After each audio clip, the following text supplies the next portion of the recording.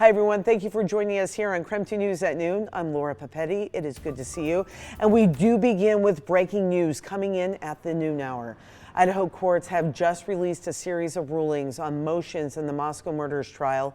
Among the decisions coming in is whether to allow testimony about bushy eyebrows. That was the description used by one of the surviving roommates who came face to face with an intruder on the night of the murders. Attorneys for murder suspect Brian Kohberger had asked the court to block that description. However, the judge ruled that the roommate's testimony has been, quote, remarkably consistent during 5 interviews with police, as well as during her testimony in court. Kohberger is charged with murdering University of Idaho students Kaylee Gonsalves, Madison Mogan, Xana Kernodle, and Ethan Chapin. His trial, Kohberger's trial, is set to begin with jury selection coming up in late July. And we are reading through more of the court documents right now, and we'll have updates throughout the day posting for you on KREM.com. You definitely want to head there. Okay, it is just 1 minute past noon right now. Beautifully sunny, and oh, it's Laura. Hi. Hi. Hola.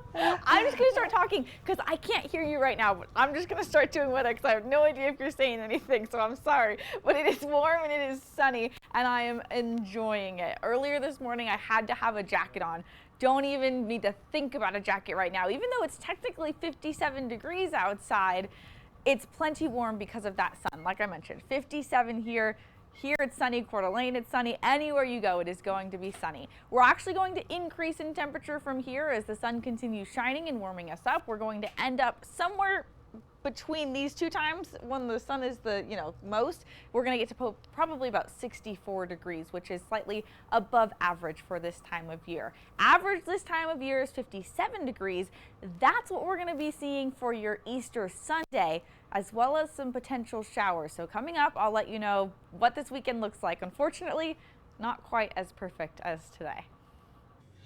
All right, my friend, thank you. City prosecutors have filed criminal charges against multiple people involved in the chaotic scene at a Coeur d'Alene Republican town hall. Now, you may remember this. Back in February, security dragged Teresa Borenpol out of the auditorium at that event. Now, the chief deputy city attorney for Coeur d'Alene has confirmed with our news partners at the Coeur d'Alene Press that his office has filed charges against the security employees. Those charges were filed late on Wednesday and right now are making their way through the court system. Details of the charges have not been yet made public, but police had asked city prosecutors to file misdemeanor charges of battery and false imprisonment. We'll certainly continue to track that story. In the meantime, reaction is pouring in after a controversial conservative figure, Charlie Kirk, visited Washington State University as part of his American Comeback Tour. Now, Kirk is known on social media for challenging students to debate him.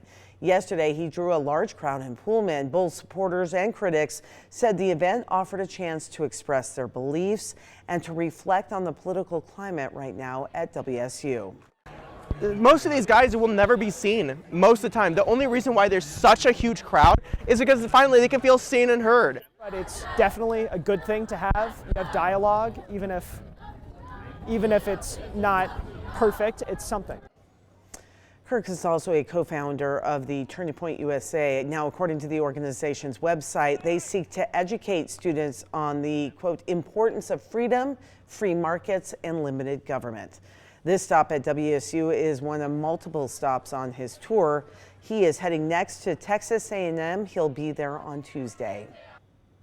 Washington State's campus has already seen political tensions get out of hand. KREM 2 obtained a police report showing a WSU instructor allegedly attacking a student wearing a Trump Take Back America hat. So the now former WSU employee and WSU grad student, Patrick Mahoney, is facing 4th-degree assault charges. Now, the student claims that Mahoney threw his hat into the street, prompting him to throw food at Mahoney. He said that's when Mahoney and his friend tackled him. Now, Mahoney has admitted to tossing the hat, but said the student started the fight. WSU confirms that Mahoney is relieved of his teaching duties, however, remains a grad student. So he did work there, but now is only a grad student. His friend, an hourly employee, was terminated after the investigation. All right, we do have an update on the Washington state budget. There are just 10 days left to reach a deal, and it doesn't look like lawmakers are any closer to closing a massive state budget gap. So the governor is now rejecting the latest tax plan from his own party. In a statement, the governor said raising $12 billion in taxes is unsustainable, too risky, and fails to adequately prepare Washington state for the crisis that looms ahead. The Democratic budget proposal would have raised about $12 billion over 4 years, but Washington state faces a $16 billion budget deficit over the next 2 years with possible federal budget cuts. The deadline to approve a budget is coming up fast. It's on April 27th. The Washington State Parks and Recreation Commission is discussing potential staff layoffs as legislators talk about pulling a chunk of the department's funding. So right now, the state is looking at reducing the department's funding by 6%, or about $5.5 million for the next 2 years. In a letter to state senators, the parks director said they may have to lay off up to 125 employees.